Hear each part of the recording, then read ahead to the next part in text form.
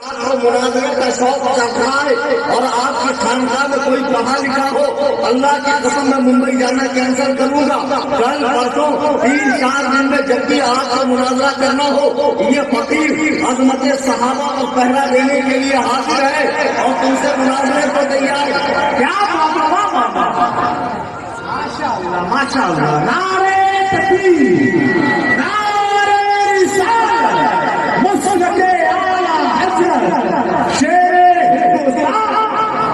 یہ ڈرانے دبانے کی اور پروگرام کینسل اور FIR کی دھمکیاں مت دینا۔ آج مجھ میں آج FIR اس مہینے میں ہوئے، آج FIR عوام میں سے بھی کسی پہ بھی FIR نہیں ہوگی۔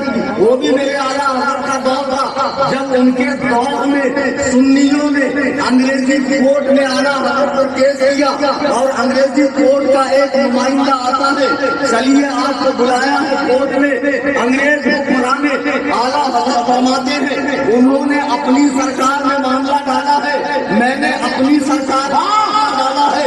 احمد رضا تو دور، احمد رضا کی جھوٹی بھی انگریزی کورٹ میں نہیں جائے گی۔ کیوں؟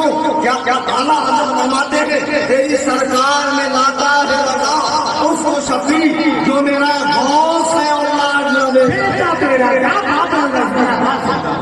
پیر صاحب یہ کچھی حرکتیں مت کرو، FIR کرنا یا پولیس کی مدد کرنا اور نیتاؤں کی دھوتیاں اور چھٹیاں پکڑنا۔ اگر تمہارے اندر علمی دمدم ہو، آؤ بیٹھو ہمارے سامنے صحابہ کے مشاجرات پر، صحابہ کی عدالت پر، صحابہ کی شکایت پر، صحابہ کے اللہ کے انتخاب ہونے پر، صحابہ کے اللہ کے چنندہ ہونے پر، رسول کے محبوب ہونے پر مجھ سے مناظرہ کر لو۔ تم مر جاؤ گے لیکن مناظرہ نہیں کرو گے۔ تم نے جو اپنا آقا جلے کے اندر حسن اللہ یاری چھوڑ رکھا ہے، جو سمجھ گئے آپ؟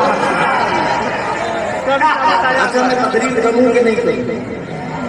اتنا اوور مت بولو یار، تھوڑا بات جب ختم ہونا تب ہاں ہوں کرو۔ وہ میرے ختم ہونے سے پہلے بولتے ہو تو پیچھے والے سمجھ نہیں پاتے۔ کنٹرول یور سیلف، تھوڑا کنٹرول کرو یار۔ ابھی تو کچھ بھی نہیں شروع کیا، کبھی نہیں چل رہی۔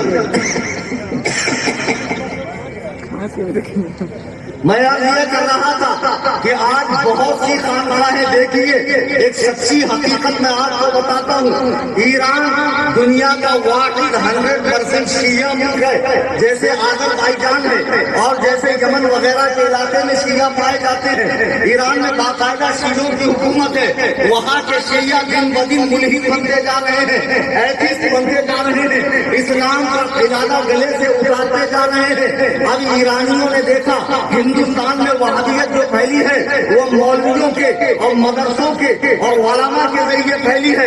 اب اگر ہمیں ہندو پاک میں بر صغیر میں شیعت پھیلانا ہے تو کیسے؟ تو انہوں نے بہت مائنڈ لگایا، بہت دماغ لگایا، تب انہیں سمجھ میں آیا کہ یہ قبروں کے مجاور، یہ سلاسل کے ماننے والے، یہ پیر صاحبان، صوفی صاحبان جو اپنے آپ کو سید کہتے ہیں، ان کو کچھ نہ کچھ پڑیا دی جائے۔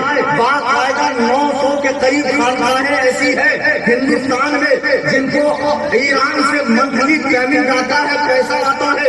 اب یہ دھیرے دھیرے اپنی خانقاہوں میں جاہل مریدوں کے بیچ میں، جن مریدوں کو ماں باپ کا حقوق پتا نہیں ہے، فرض و واجب پتا نہیں ہے، روزے کا ٹھکانہ نہیں ہے، نماز کا ٹھکانہ نہیں ہے، ان کے سامنے صحابہ کی بات کرتے ہیں۔ دیکھو صحابہ نے رسول اللہ کے جاتے ہی علی سے خلافت چھینی، فاطمہ کا گھر جلایا، فاطمہ کا حمل گرایا، حسنین کریمین سے جنگ کی، ان سے فرق کا بات چھین لیا۔ اس طرح رو رو کے واقعات بیان کیے جاتے ہیں کہ لوگوں کے دلوں میں دھیرے دھیرے صحابہ کا بغض آتا ہے۔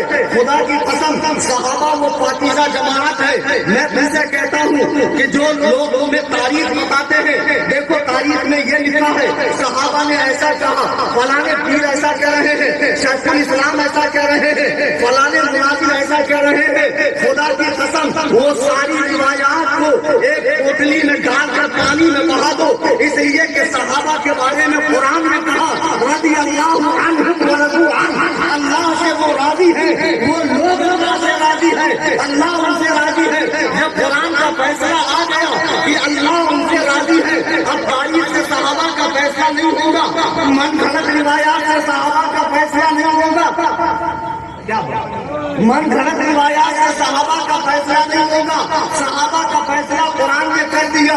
رضی اللہ عنہم, اللہ ان سے راضی ہے. ورضوا عنہ, اور یہ مبارک جماعت بھی اللہ سے راضی ہے. جب اللہ راضی صحابہ راضی, تو ایک دو ٹکے کے پیر تیری کیا حیثیت ہے جو اپنی خام میں بیٹھ کر حضرت امیر معاویہ کے بارے میں زبان قرآن کو دراز کر رہا ہے؟ تیری کیا حیثیت ہے؟